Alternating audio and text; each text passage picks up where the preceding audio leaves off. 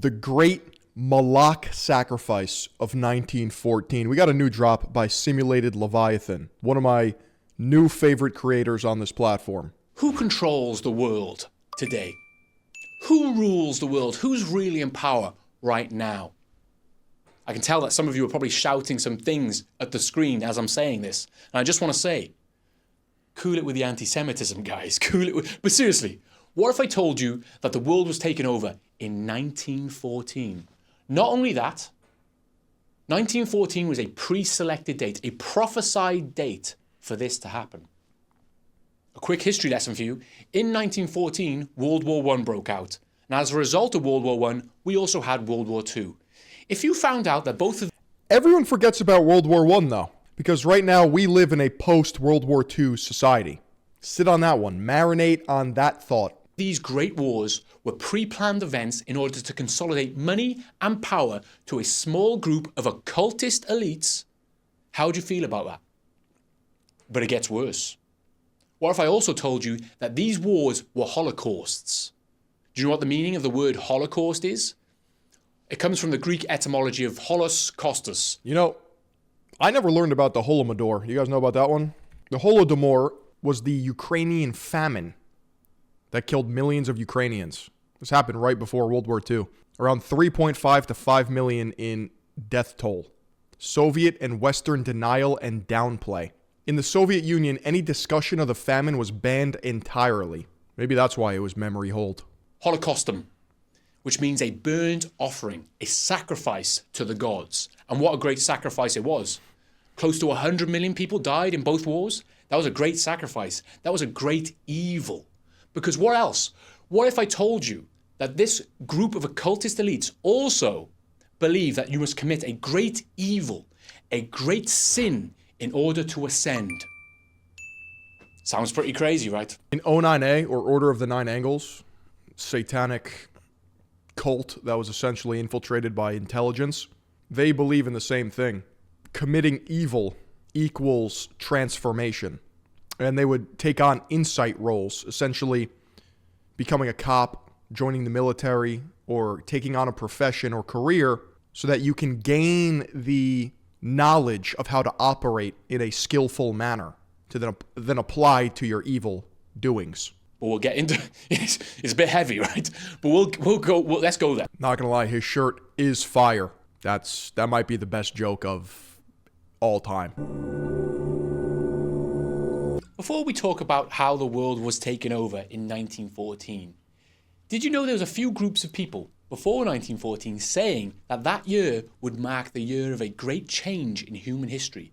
It would be a turning point in human history. One of my favorite aspects of this man's channel is the repeating electronic music that he adds as a track. And I don't hear it, and it's really going to bother me if it doesn't come on, because it's the most fire beat ever. It would be a year where we would see a great shift in power. There was a few groups saying this. These crazy Victorians were saying this. For example, the Jehovah's Witnesses. At the time, they were called the Russellites. I think they were named after Charles Taze Russell. Now, the Jehovah's Witnesses said that 1914 would be the year that ends the Gentile times. That would be the year that the Gentile days cease. And from then on forward, we would be in the non-Gentile age. Now, what does the word Gentile mean? Well, I'll let you Google that yourself in your own time, okay? Because, look, they said that, not me. Uh-oh. That's all I'm saying. But that's what they were saying. But there was other groups. For Chad, is this real? example, the British Israelites. Have you heard of the British Israelites? I've got some news. I haven't. I've only heard of the Black Israelites. For you. I've got some news for you. I am one of God's chosen people. Yes, the British are God's chosen people. We are one of the lost 10 tribes of Israel. Your tea was promised to me 3,000 years ago. Your spices were promised to me 3,000 years ago. Am I going to use those spices in my food? God, no, I'm British, but I'll take them anyway. I'll take them anyway. They were promised to me. Now, actually, according to the British Israelites, I do not count as one of God's chosen people because I'm Welsh-Irish, so I'm like a Celt. It's only the Anglo-Saxons, I believe. But it wasn't just them. In the late 1800s and early 1900s, the Victorians, they were obsessed with Egypt and the pyramids. So there were these pyramidologists. Half of the shit that he says sounds actually schizophrenic, not internet schizo, so I feel like he's 5 years out from being proven right. That also believed that 1914 was going to be a special year.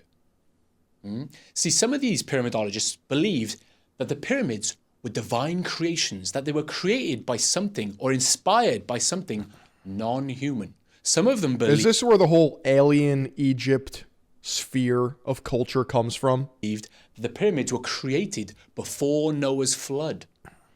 We'll talk more about that later. But how did they get to this number, 1914? Well, first of all, not only were the pyramids divine, but also the British imperial inch. I don't even like the pyramids, but everyone soy faces at them. Oh, dude, what do you think about the pyramids? Oh, the aliens, how'd they build them, bro? I don't know, slaves? Like, it's not important, bro. I don't care about the pyramids. Was a divine measurement. That's what they believed. Yes. So what they did is they went to the Great Pyramid of Giza and they measured the tunnel that goes down in inches. And they came to the number 1,912 inches.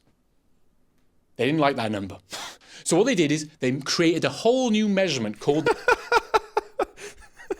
Yeah, it's not 1914. the pyramid inch, which is just a little bit longer, and then they got the number 1914. Are you serious? How big is my dick in pyramid inches? The pyramid inch is a pseudo-scientific unit of measure, approximately 1.0011 British inches, proposed by 19th century pyramidologists, notably Charles Piazzi Smith. They preferred that number. That was a much better number. And that aligned with astrological stuff. Because not only was it the pyramidologists, the Jehovah's Witnesses... Dude, he's actually right. Like, this is a thing. What the fuck? British Israelites. It was also astrologists. They also believed that 1914 was going to be something special. That's interesting, isn't it? That's interesting. But around this time, in the early 1900s, there was someone else that was obsessed with the pyramids and believed that they were something special.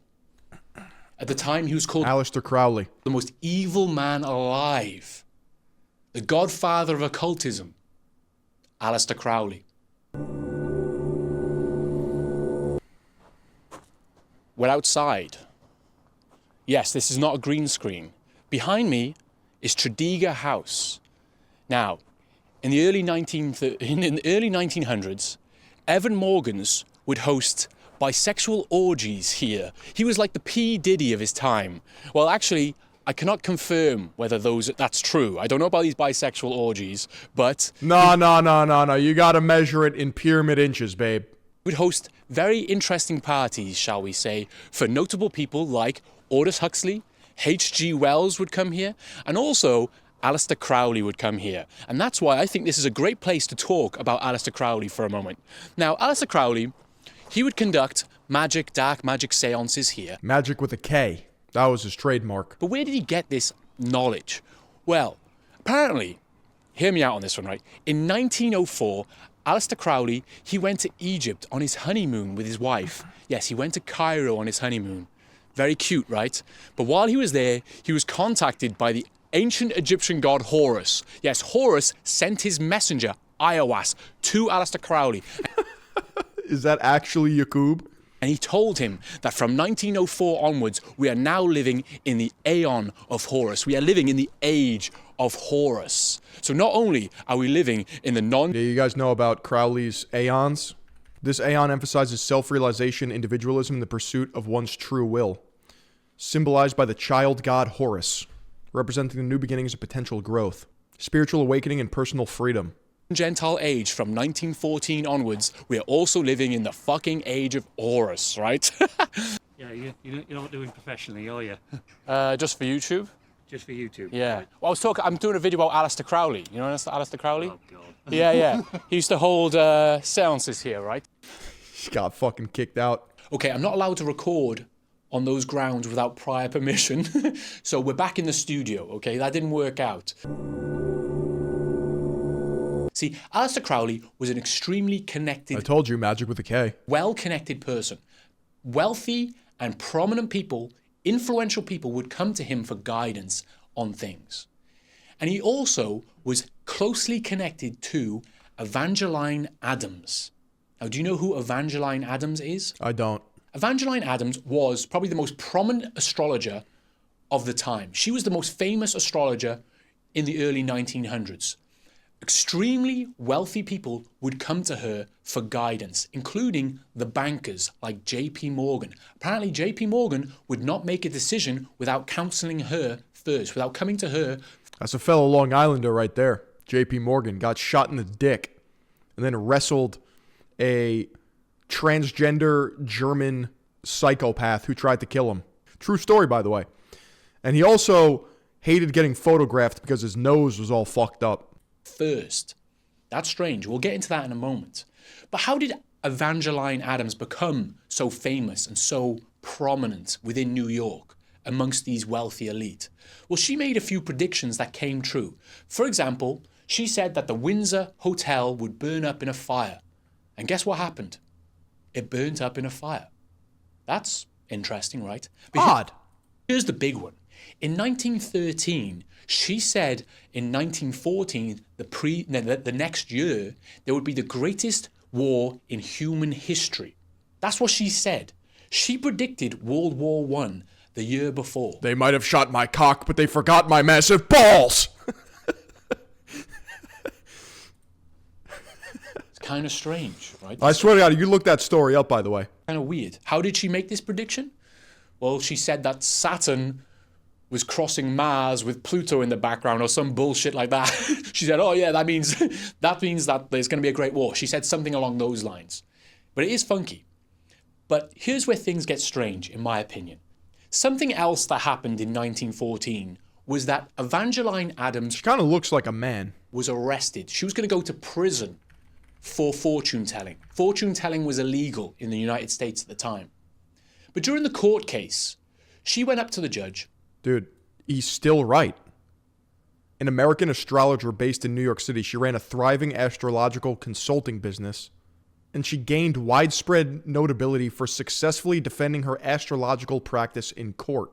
Her May 1914 trial was particularly notable due to the judge's acquittal of all wrongdoing by Adams in praise of her skill, after she gave him an astrology reading describing the character of his son from his birth data.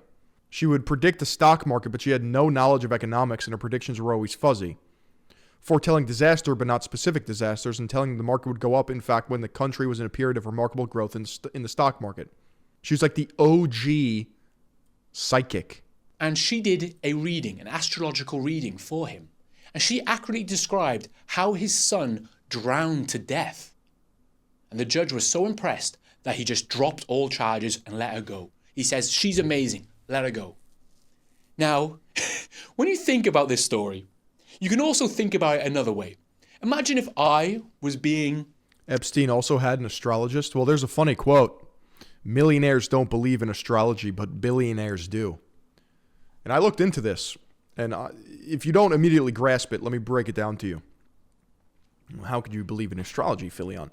You see, once you get to a certain level of status or a position of power, sometimes their way of coping with that existence is through abstractions rather than logic. So they start trusting instinct and synchronicities of the universe rather than pure logic.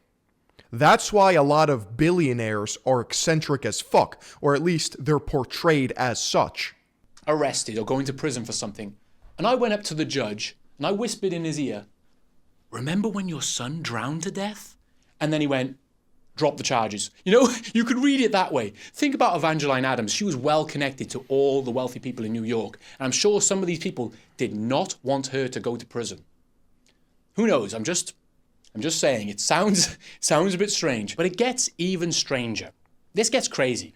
Evangeline Adams predicted World War I before it even began. She said it would begin in 1914. But consider this. She was connected to the elite of New York City, including J.P. Morgan himself. They would be coming to her for advice. If you were rich, wouldn't you hire an astrology buddy? Please. 100%. Talk to me about Saturn. At the same time, she would be learning confidential information from them. They would be telling her all their plans. So, if they did have a plan, if there was a plan in place to begin World War I in 1914, she would know about it. In November 1910, Senator Nelson Aldrich and 55 leading U.S. bankers held a secret 10-day conference at the Jekyll Island Club in Georgia to draft legislation for a central banking system. Disguised as a duck hunting trip, this clandestine meeting resulted in the Aldrich Plan, which later formed the foundation of the Federal Reserve System. She would know about it. So maybe her prediction of this Great War wasn't so much of a prediction, she just knew it was going to happen. Before 1914, European bankers and financial institutions directly enabled the pre-war arms race by financing massive increases in military spending and providing loans for warship construction, particularly during the Anglo-German naval rivalry. Major banks and financiers supported government borrowing, while the interconnectedness of global fueled rather than restricted the, can't see it, weapons including something-class ships prior to the First World War. She just knew about it. It's kind of weird to think about, right? And earlier on, when I said that Aleister Crowley was connected to Evangeline Adams, I wasn't making that up. Aleister Crowley wrote her books. He was her ghostwriter. Evangeline Adams, in her autobiography, she said that she taught Aleister Crowley everything he knows about astrology. They were well connected, but it gets even wilder because they were both potentially part of an intelligence network. They were like secret. I was about to say, to my knowledge, I believe Aleister Crowley was intelligence. Agents. And if you think about it, they are perfect. They could infiltrate elite circles and gain information about anyone. They were perfect for the job. It's crazy to think about. There's a book called Secret Agent 666, which goes into detail about how Aleister Crowley was connected. Aleister Crowley was friends with L. Ron. I wouldn't be surprised if L. Ron Hubbard was intelligence. It's the British intelligence network. Aleister Crowley himself said, I am part of the British intelligence network. I worked for the government. Crowley tried to make his own astrology and it failed. Are you talking about Thelema? Or is that something different? I work for the bankers. That's wild. Aleister Crowley was the Jeffrey Epstein of his time. Evangeline Adams, she was the Ghislaine Maxwell of her time. He's right. Without, I mean, he was a gooner, but without the, I guess, island. I have trouble kind of like explaining this to normies about like whenever they ask me what I think about, I mean, all my friends are tapped in, so it doesn't really matter, but if not more tapped in than I am. But if I am posed with the question, what do I think of Epstein, etc., like we must establish that there are intelligence ties off the rip. Essentially a free agent concierge acting in his own self-interest. He doesn't work for intelligence. Intelligence works for them. These are the people with the leverage. Jeffrey Epstein had the information. Ghislaine Maxwell had the information and blackmail on the politicians. They were the ones whose hands were dirty. Intelligence needs that. They have the leverage. I shouldn't actually like them. Them two are very different people. Sorry, I'm sorry, Evangeline Adams. I shouldn't have said that. That was a really mean thing to say. But isn't that interesting? Isn't that interesting? As opposed to the contrary, oh, he works for Mossad. He works for CIA. Maybe as like a broker of information, yeah. But he's not going to fucking MI6 headquarters like James Bond. That's not happening. I mean, the book, Secret Agent 666, implies that actually Aleister Crowley could have been connected to the sinking of the Lusitania ship, which brought America into World War I, which saved the bankers from bankruptcy. They needed the Allies to win.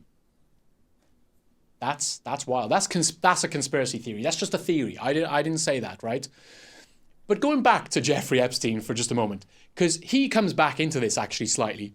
Because Jeffrey Epstein, in his emails, he said some stuff that's kind of relevant to what we're talking about. Like in one email to Peter Thiel, he said, I represent the Rothschilds. I represent the Rothschild banking dynasty. Also, in some emails, he mentions the Titanic. this is a good time to talk about J.P. Morgan. Casual conversations. Yeah, I represent the most powerful family ever. Yeah, you think he was trolling? So who was J.P. Morgan? Well, J.P. Morgan was a very ugly man. Yes, he was a very, very ugly man. He had like this growth on his nose or nose growth thing. I forgot what they call it, like rhino growth, or whatever. Yes. Rhino rosacea, I believe. Disgusting, fucked up face he had, a fucked up nose. Hackfresser! Hackfresser! And the physiognomy checks out. He's both ugly on the outside and ugly on the inside. See, he was a bulldog of a figure, a very ruthless character. And he basically, him and his family, the Morgan... Yeah, rhinophyma. It's a severe subtype 3 form of rosacea causing a bulbous red and bumpy nose due to thickened skin and enlarged oil glands, often resulting from chronic, unrelated rosacea. Untreated rosacea. State, they controlled America's money in one way or another. Him and his friends, the Rockefellers, the Rothschilds, the Warburgs, DuPonts maybe, I don't know, a few others, they all controlled the money of America, right? But there was a problem. See, in Europe... My German is amazing. I appreciate you, bro. That means a lot coming from you. These kind of bankers, they issued the money, so they really controlled the money. See, in Europe, the Bank of England, France and Germany and a few others, their money was issued by these private bankers. They run the money. They actually printed and controlled the money. But this wasn't the case in America. Although these guys had basically a lot of power over the money in America, they still didn't issue the money, which means that is a form of power that they did not have yet. And they wanted it. See, the Rothschilds quote, there's a famous Rothschilds quote about the centralized banking system of Europe. He said something along the lines of, give me control of a nation's money. Permit me to issue and control the money of a nation, and I care not who makes its laws. Sick. Cool, dude. And I care not for who writes its laws. Basically, he doesn't care who the king is. He doesn't care who the president is. He doesn't care who the prime minister is of a country or who writes its laws. He doesn't care about any government. If he issues the money, if he prints the money, then he controls the money and he is the king. They are the kings. This cabal of bankers, they are. Kind of goes hard. Because he's right. What do I care who makes the laws when I fucking own them? I'm Big Daddy. I got the money. The kings. But of course, this wasn't the case in America yet. It was still relatively free. And the American public and most of its rich people, most of the rich, wealthy people in America, they didn't want a centralized banking system. They didn't want this in place. There was a great deal of opposition towards this. But luckily for J.P. Morgan and his friends, this became less of an issue in 1912. See, what happened in 1912? Well, three of the main opposers of the Federal Reserve Act of 1913, three of the main opposers of a central banking system within America, they were on the Titanic. They died at the same time? Yo. Oh, no, I see where this is going. Dude, I don't like knowing this information. Fucking A. Prepare to be radicalized. It's so over, bro. I mean, surely, chat, they just wanted to go on a cruise, right? I mean, it was the Titanic. It was huge. I don't know if you know, but the Titanic sank. It hit an iceberg. Yes, it hit an iceberg and sank. How lucky for J.P. Morgan and his friends that is. The main opposition dying. But it gets even stranger. Now, you might already know this. As you can tell, I'm rushing through this quite quickly because I feel like... Was the Titanic the original Twin Towers? Like that crisis event that just completely warps the future? A lot of people already know this. But you might not know this. Did you know J.P. Morgan? He was the main investor of the company that created the Titanic. Yes, basically J.P. Morgan owned the Titanic. That's interesting, right? That's very interesting. You're telling me the Titanic was an inside job. You know, I never quite bought the whole idea of the Titanic, bro. What do you mean that shit just sank? But also the company that he invested in and basically owned. What do you mean it hit ice? You got the best ship the world has ever seen, and it gets taken out by an ice cube. Also insured the Titanic before it sank. Insured it for a lot of money. And not only that... No, bro. No, he didn't, bro. JP Morgan was supposed to be on the Titanic, but 3 days before the Titanic set sail... No, dude. He got very sick, and he couldn't make it. He couldn't go on the Titanic. He decided, unfortunately, I'm not going to go on the Titanic. Not the insurance claim. Dude, that is... Right when you see a huge insurance claim taken out, you already know. Every time. It's part of the playbook. I mean, it just works. Why fix it if it's not broken? As have told me not to. And then the Titanic sinks. How lucky is that? It reminds me of something that happened in New York in the early 2000s. I feel like there was this rich guy that maybe owned 2 buildings. He did. Yep. And he argued that it was 2 separate events, so that's double the payout. He would go into the office every day. He was always there. But on this one day, he decided, I'm not going to go into the office today. And on that day, something happened to those buildings. But luckily, he insured those. Am I old enough to remember 9/11? I am. It is a faint memory, but I do remember it. It's one of my earliest memories, to be honest. I remember watching the news in my parents' bedroom at 3 years old. Buildings for a lot of money. I can't remember the story completely, but it sounds very familiar. Very lucky man, like JP Morgan. They're very lucky men, these people. It's very strange. Very strange. I'm sure it's nothing. I'm sure it's just a coincidence, you know? But then you have another issue. So let's get this. I feel like 9/11, like people forget like the actual brutality of what happened, like because it gets memed on, right? Just like planes hitting the towers. There were people jumping off the fucking building because they had no other choice, and that death was quicker. And then splatting on the floor. You had the entire city evacuating, not knowing what is going on. The Straits, right? 1912, the main opposition to the Federal Reserve Act, they die or they are silenced in some way. Interesting.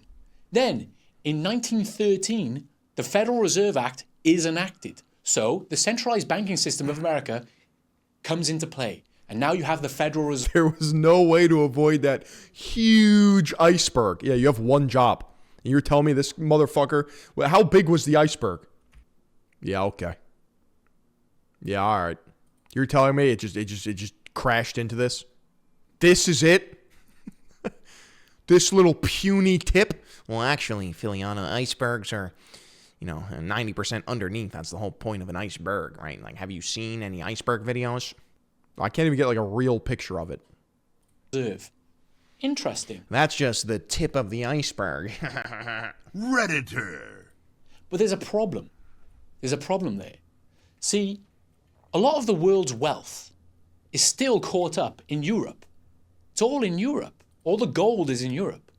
So if we want to create some sort of like new world order of some kind in America, we should find out a way of getting this money over to the US. How could we do this?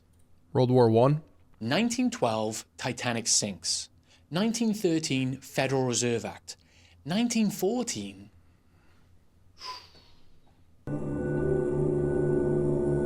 See, the European Civil War would not have lasted that long at all. There was nothing, and then the iceberg appeared. It's very unlucky.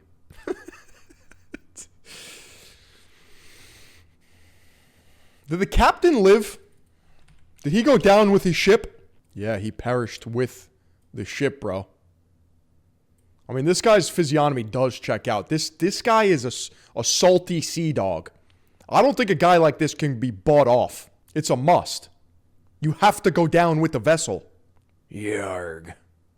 If it wasn't for the support of these central banking dynasties, Europe just didn't have the money or resources to keep the war going for that long. It would have been over within a year or so, right?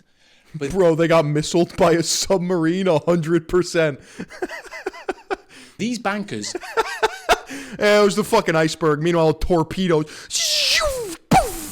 These dynasties, they made sure that this war went on for as long as possible. They funded this war for as long as possible until the job was done. That's captain's honor, bro. What was the job? The largest wealth transfer in human history. Hundreds of years of European wealth accumulation, hundreds of years of empiric wealth was transferred over to this new Federal Reserve System in a short period of time. And I'm not exaggerating on that, right? The Federal Reserve System of America required gold in order to work, but they didn't have any gold. They didn't have that much gold at all. But by the end of World War Can somebody explain the Federal Reserve to me? Like I'm fundamentally inept. I'm talking, explain to me like I'm not even 5, like I'm 3. Well, you see, Philion. War I, they had 40% of the world's gold supply. By the end of World War II, they had over 70% of the world's gold supply. If you want more evidence that this was kind of a planned process, you know, the Rothschild family of Germany was supporting the Germans. No, you can't tell me. You can't even explain it. Private bank ran by elites that loan money to the federal government. It's cooked by Bitcoin. You have not enough Bitcoin, trust me. They make the money and charge interest, but they don't print the interest so you can never pay. Rothschilds family of France and England was supporting the Allies. The Wahlberg family of Germany was supporting the Germans. The Wahlberg family of the US was supporting the Allies. The DuPont family was supporting the French. It goes on and on. They made money. They took over the world using this process of funding both sides of the war. A classic Rothschilds move. And then consider 1914 onwards. From that date onwards, any real threat, any real opposition to this banking... These are the gods of this material world. Funding both sides of the war. Think about that. You're so detached from the slugs that are literally dying. Dynasty's power was crushed, was destroyed. The first victim was probably Tsar Nicholas II. That's why this is dark. Serving in the military, although maybe at one point honorable, but there seems to still be this programming that fighting for one's country is this noble thing. Perhaps on paper, yes, that's respectable. But if you zoom out, aren't you dying for other people? Aren't you literally giving your life up for men that will never fight? The Russian Empire was growing rapidly. Their population was growing like crazy. They had the largest army in the world at that point. Yeah, for men that despise you. You're sacrificing yourself for another person's power structure. And what happened? The completely natural Bolshevik Revolution. Nothing planned about that whatsoever. No, it was funded by... I'm active duty, it's just a job, man. I feel that. But some people do glorify the military. Perhaps that's just slave programming. But to me, if you have the wherewithal, yes, ideally, fighting for one's country may be noble. But that's awfully simplistic and reductionist. The same bankers of Germany and the US, they funded that. They made sure that got over the line, right? Sorry, tankies. Look throughout history. Anyone that really pops up that tries to just like rival this power gets destroyed. Sorry, Gaddafi. You want to set up an African banking system based on the gold standard? Sorry, Gaddafi. That's just not going to work out for you. Bye-bye. Gagan. Bye-bye. You're dead. Get out of here, right? That's just what happens every single time. Sorry. I know I'm going off now. I keep going off. I need to stay on topic. Back to JP Morgan, because he was the guy that got the Federal Reserve System over the line. He was the guy that got it done. But unfortunately, he died in 1913. He didn't really get to see this flourish into what he wanted, right? His son did, but he didn't. So they stuck a knife in that dude's ass on TV. I'm not Gaddafi pilled. There's holes in my history knowledge that I need to be filled. That sounded a little sus. Wait, what's reductionist about fighting for your country? I just said you're not fighting for your country. You're fighting for power structures of men that hate you. You're willing to give your life for people that you will never see. Cowardly old men playing fucking geopolitics at your expense. That's kind of sad, right? But remember when I said earlier that he was interested in occult adjacent ideas like astrology? Like one of his famous quotes is, Millionaires don't use astrology. Billionaires do. I mean, this is why you tune into kick.com/Philion. I hit you with that quote about 26 minutes ago. He was into that stuff. He was into Aleister Crowley adjacent stuff. He had his books. You should see his book collection. But were these other bankers also interested in these dark magic practices or Kabbalah or any sort of mysticism like this? Well, the goats of the banking system, Wars for them are just population management. That's dark. So fuck the military personnel. No, I didn't say that. I did not say that. I'm just saying, when I logically break down what the military ends up being, I can't envision myself dying for another man that is not willing to fight. That is, by definition, cowardice. real OGs of this system Oh, so Phil hates waffles. are the Rothschilds. People ask, I will never submit myself to a meat grinder. Maybe I'm the pussy. I don't know. Now, do the Rothschilds have any connection to this sort of stuff? Okay, let me take a breath. Where did the Rothschilds come from? Where did they pop off? When did they rise to power? This is a great question. Because what turned me off to a lot of conspiracy adjacent information, right? Because I'd say even like 5-10 years ago, like everyone resorts to the Rothschilds, the bankers, the Medicis, these powerful banking elites, right? My brain would always just turn off because I'm like, they just say the name and I'm supposed to know, I'm just supposed to accept that. Let's get into the nitty gritty details. How did this family rise to power? What do they actually do? What is their lasting legacy? Well, it was in the late 1700s in Frankfurt, Germany. Who else popped off at this time? The What Juden. else was going on in the late 1700s in Frankfurt and around that area? Frankism. Yes, Frankism in Frankfurt. What is Frankism? Well, I know a lot of people are talking about Frankism at the moment because They are. Frankists. What is this? What is going on? I feel like Tucker Carlson. What is going on? Who are the Frankists? It's not me. What if it's you? of the Jeffrey Epstein files. But basically, Frankism is the worst shit ever. The worst shit ever. It all comes from this guy called Sabbatai Zevi Whoa, let's be frank. in the 1600s. Now, Sabbatai Zevi was a Jewish man that came along and said, I'm him. I'm him. I'm here.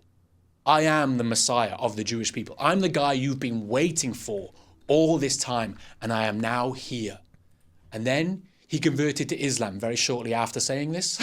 Yeah, that's true. That happened. He converted Yeah, he did. He was Ottoman.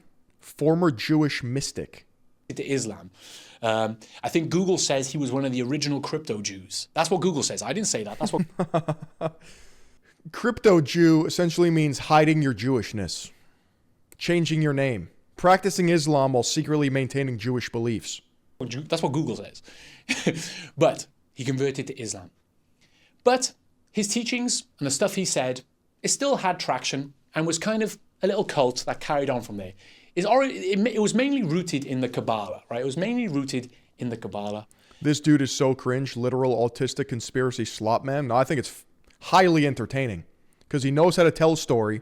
He gets my brain working and thinking on firing on multiple cylinders, which is way more than any other bullshit that I have to watch on social media. And he had a little And his shirt is fire. following of the Sabbateanism, right? Sabbatean follows him. And this went to this late 1700s in Frankfurt, where Jacob Frank turned up. He come up and said, I'm him. I'm the reincarnation of Sabbatai Zevi. Yeah. Yes, I'm the Messiah again, reborn. You should all listen to me now and my crazy ideas. Now, what were his crazy ideas? Well, they were dark, right? A quick way of explaining this is think about this. Think about this for a moment, Hold on a second. right? You got the waters of heaven and you have the waters of hell. As above, so below. Is that what this is? Now, the quickest way to get to heaven, you would think would be to go up, But that's difficult. You have to do good things all the time. That kind of sucks. What if there's a way of going right down into the depths of the waters of hell and then skipping that process and going straight to the top? That's much easier. Much easier. Have you played the video game Fable? This is redemption through sin. And yes, I have played the game Fable, and I remember being 12 years old in Fable 2, going full evil, sprouting devil horns, and massacring NPCs. And I was like, whoa. I was like, hold on. Fable, the old video game Fable, it was much easier to be an evil person than it was to be a good person, right? And that's true in life, right? That's just true in life. Being a good person is hard for most people. Well, you know, being evil is easy. Like, I couldn't be evil. Well, I don't know. You know what I mean? Being good is hard. Being good is difficult, and being evil is easy. So you can just shortcut your way to the top. I want you to The name Rothschild comes from the Rosicrucians. think about it like this. Right, where's my pen?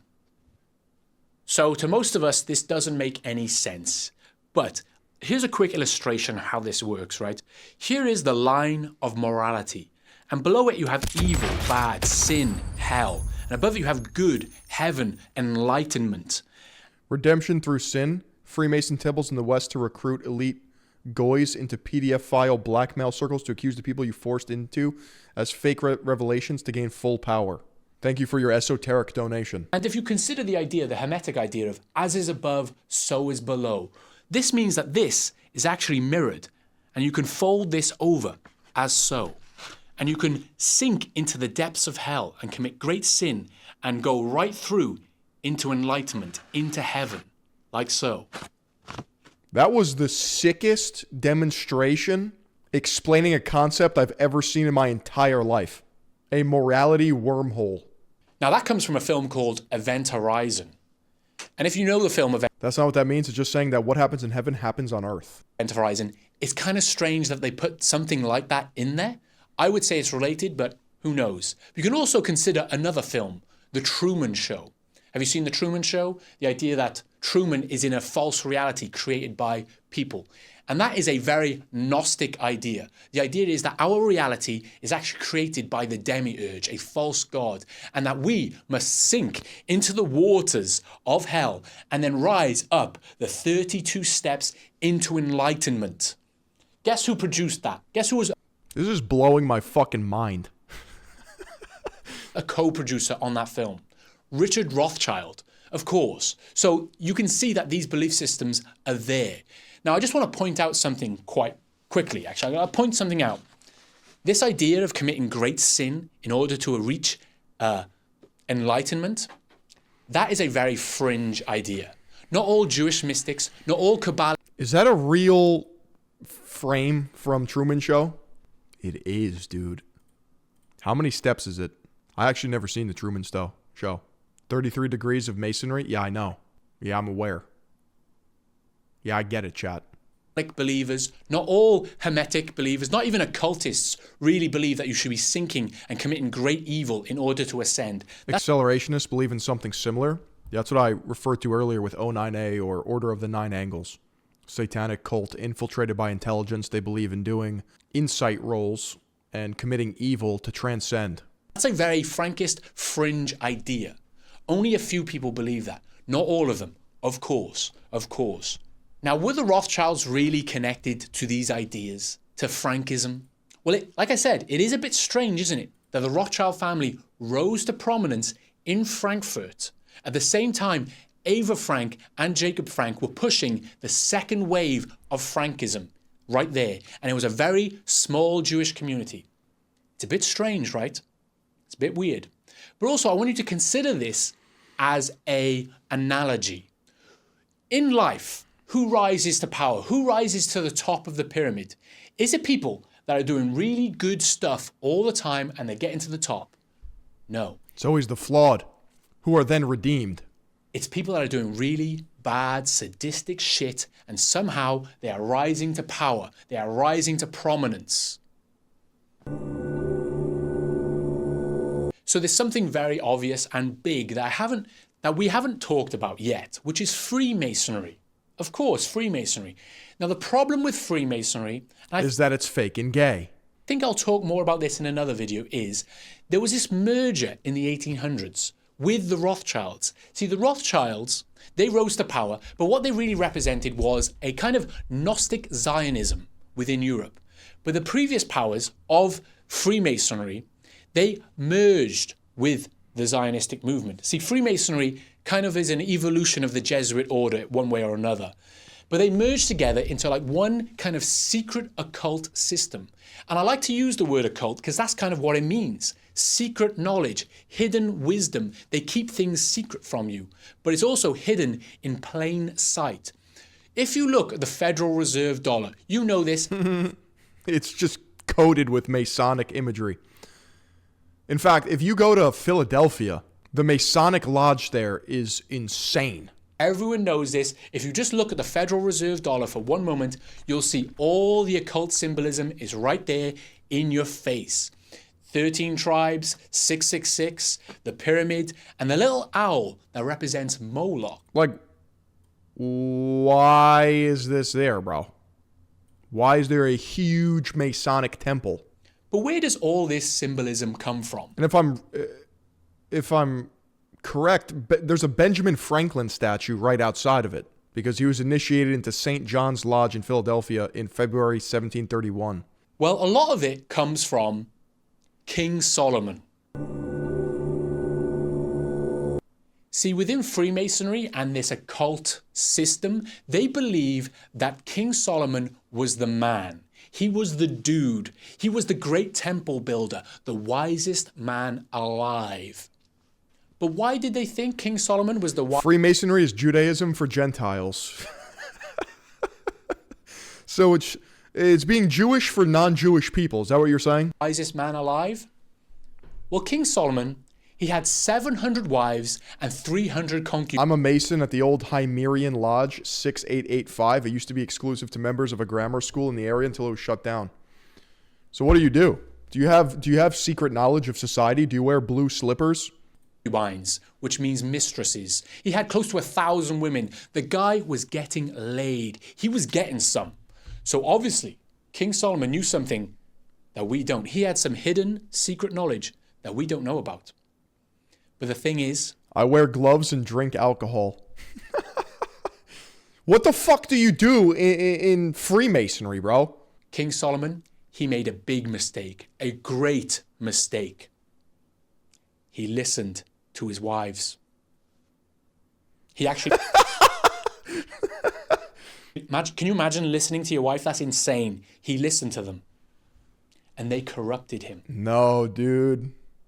They corrupted him with their false gods. They came to him and were like, hey, Solomon, we've got this cool Canaanite god. We think you might like him. And he embraced them. Moloch. The big one, of course, is Moloch. Moloch is the god that requires sacrifice. Bring your oldest child to me. Bring him in flames, and I will give you rewards. That's what Moloch is. He fell for the Foyd, bro. He folded for the crystal mommies. You don't want to know that the Notre Dame of Paris had Odinic chevrons and Viking gods sculpted here and there in the wood beams to try to preserve their spirituality, burned by Catholics to replace it. The god that requires a burnt offering. Can you guys explain to me that whenever I cover this stuff, the most insane people start bringing up information? I don't know what to do with that. It kind of reminds me of a Led Zeppelin song, which is funny because Led Zeppelin were greatly inspired by Aleister Crowley. And they said, lots of people talking, few of them know. The soul of a woman was created below. What was King Solomon doing? Never listen to your wife. That's crazy. All of this sounds almost too crazy to be real. And I understand it's kind of insane. It's infuriating as well. The idea that these bankers were inspired by Freemasonry and other occult ideas in order to create this Federal Reserve System. And when you look at the dollar and you see a little owl is there, and that owl could potentially... It is weird. Why is it... They're doing it in front of your face, which is what he's talking about. It's in plain sight, but it's hidden. Why? Like, listen, the art goes hard, but why are there hidden fucking Masonic symbols on our legal tender? Like, what in the black magic is going on here? Satan loves bragging low key. And when you really think about it, right? Like our money, our tender, our fiat, our currency. This is what they're controlling. So it's like pretty much just like stamping it. Yes, we are the devil incorporated. Represent Moloch, the god that requires sacrifice. Consider when Alex Jones, you know Alex Jones, when he infiltrated Bohemian Grove and he witnessed all these elite people worshipping a giant owl and replicating a sacrifice to this statue. It's insane to think about, but it's also really sad because 100 million people died. Close to 100 million people died in World War I and World War II. And the owl god, the Moloch, he requires sacrifice in order for you to gain rewards. And think about the rewards that they... So post-World War I, the money transfer from Europe to America, the reward being infinite money. Received. The Federal Reserve dollar became the default currency of the world. It became the biggest currency in the world after these events. That sacrifice worked. And even more so after World War II. And if you're European, maybe you have a great-grandfather or great-great-grandfather that died in one of these wars. It's sad to think that potentially they were just sacrifices for this. That's kind of crazy, right? That is insane. But it kind of makes sense. I myself, personally, all four of my great-granddads, all four of my great-grandfathers, they died in either World War I or World War II. Actually, one of them survived World War I, but he was so traumatized by the events that he lived the rest of his life in an insane asylum. They all died younger than I am today. I think. Yeah, that must be true. That's true, actually. Yeah, that's crazy. They must have all died younger than I am today. To think that they were a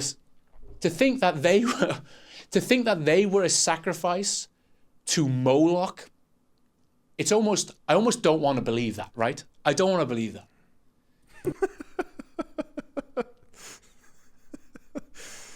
I don't want to believe it either. Someone's lying to me. I'm tired of getting lied to, bro. My grandfather was in World War II. And after the war, he got really religious. Now, I don't know if that's because he saw all of his friends and platoon members get absolutely murked. But if you abstract these ideas, if we play along with the grander idea at play here,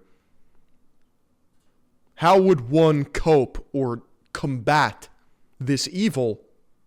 It would be faith. That is the logical conclusion. There are no atheists in a foxhole.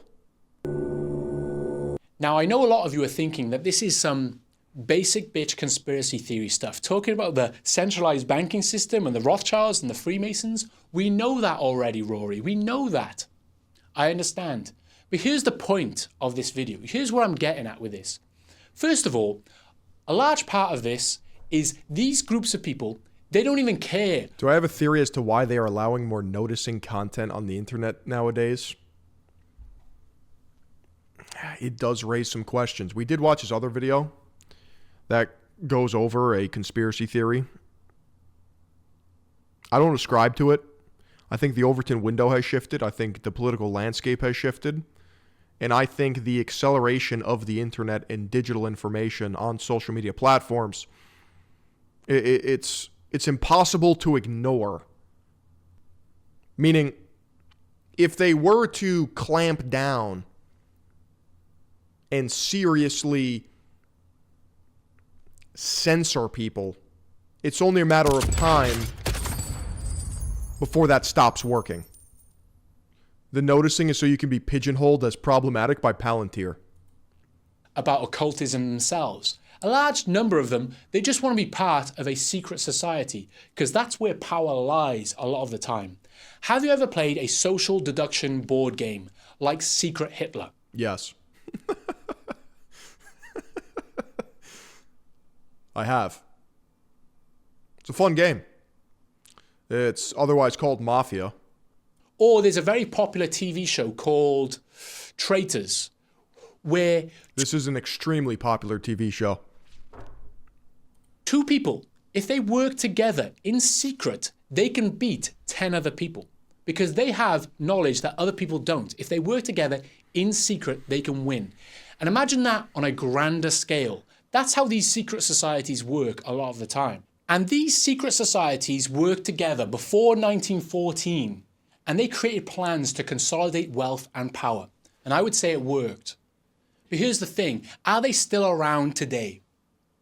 Well, let's look at the Jeffrey Epstein files for a moment. Let's look at some of Jeffrey's emails. Well, why do you guys think, besides Palantir pigeonholing you, unless you think that's actually the only reason, why do you think everyone is now, like, privy to the idea of noticing? Pattern recognition. The Matrix. Memes? That's a good point. You think it's a reverse psyop? Yikes. Allow one to think that they are in control. CIA meme warfare. A reverse psyop would be insane. That makes me uncomfortable. But it does make sense. It just, if that were to be true, then it's just that humans are so malleable and they're just like, we'll just fucking eat up any slop that is given to us. They're letting people say what they want so they can measure what the general opinions are. The opinions they need to know to how to suppress in the future. In his emails, he mentions a lot of these secret societies and think tanks that we've been People won't revolt if they get at least some crumbs, not go too hungry. told not to worry about. It's just conspiracy theory nonsense. He mentions, I guess he mentions the Trilateral Commission. He mentions the Bilderberg Group. He mentions the Order of the Golden Phoenix. He mentions the Bohemian Grove, where they worship an owl deity that represents Moloch, and he mentions that. But here's the big one. The Zodiac Club. Have you heard of the Zodiac Club? I have heard of it. Zodiac Club was formed in the 1800s, and it has 12 members, representing each part of the Zodiac. Now, guess who was a part of this secret society club? This JP Morgan. elite group of 12 people. JP Morgan. Oh! Nailed it! Not only that, JP Morgan and a few of the members and its representatives, they met up on Jekyll Island in 1910 to form the Aldrich Plan. In secret, what was the Aldrich Plan? It was the plan to create the Federal Reserve System. Now, I don't know about you, but when I read the Zodiac Club mentioned in Jeffrey Epstein's emails, I thought that was beautiful. The funny thing is, the club is still around today, from the 1800s. That club is still around today. The club that basically formed the Federal Reserve is still around today. But here's the thing.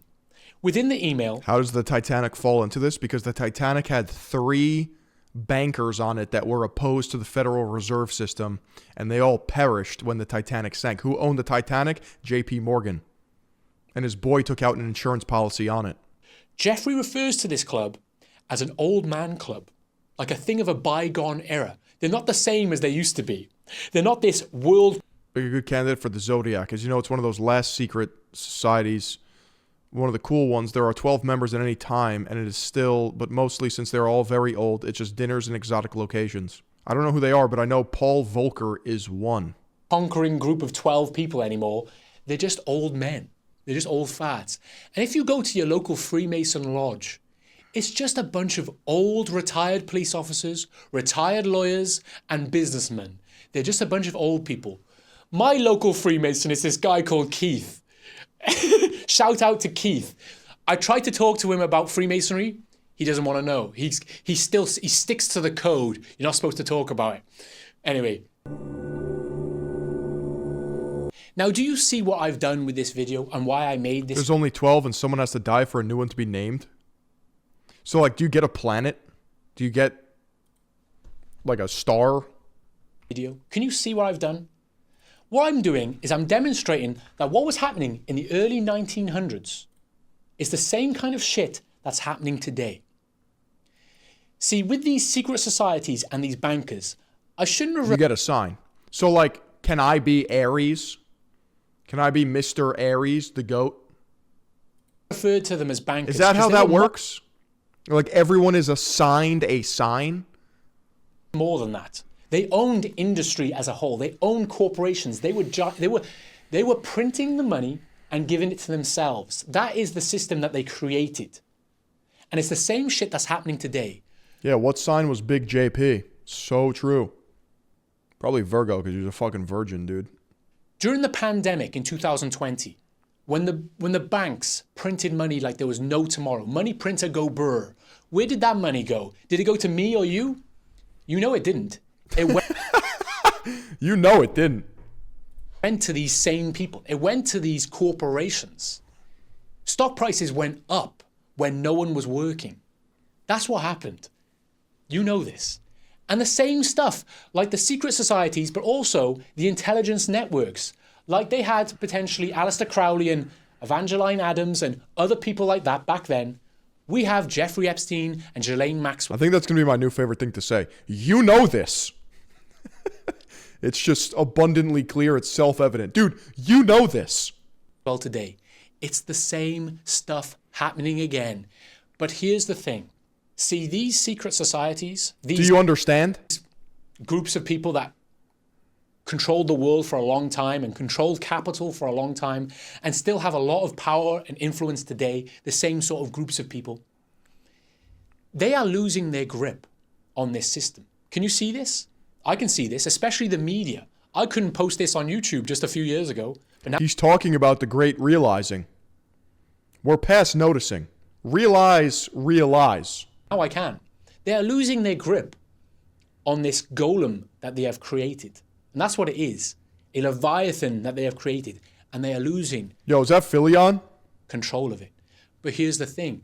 They always have a plan. They always have a plan in place. Like in 1914. So is the golem...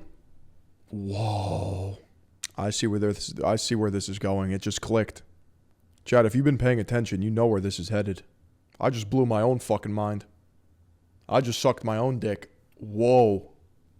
The evolution of the golem is the AI singularity. It's the perpetual AI consciousness. That's why all the money is hedged on it. It is the bet. That's all we have going for us right now. Where's everyone's attention and money? AI. Why? And before that, they've always had plans in place. And what's coming? Artificial intelligence. And they will use that as a tool. If you look at Peter Thiel and his answers about AI versus humans. Hey, Peter, should humanity endure? What do you mean by humans? Control you, to control me. They will use that as a tool to regain this power, to try and control this golem that they have created, this soulless being that is capitalism. But I would say that capitalism, or this corporate system that they have created, I need a spray bottle of water vapor next to me so I could squirt in my face whenever I'm doing a Peter Thiel impression. Because he's just like forever moist. Yeah, Joe Rogan being like, hey, Peter, you met Epstein before he was arrested, right? Like you thought his taxes were like, he had really good financial literacy. No, that was after. Yeah. it's a runaway train at this point. It's a runaway train. They can try and Yeah, that's because skin suits are hot. hold it back as long as they can, but they will lose their grip. And what's coming after that? That's the scary part. Who knows, right? Anyway, hopefully that's everything. My throat really hurts. I could talk forever, but my throat hurts, so I'm going to have to stop here. That was the coolest video I've ever seen on this platform.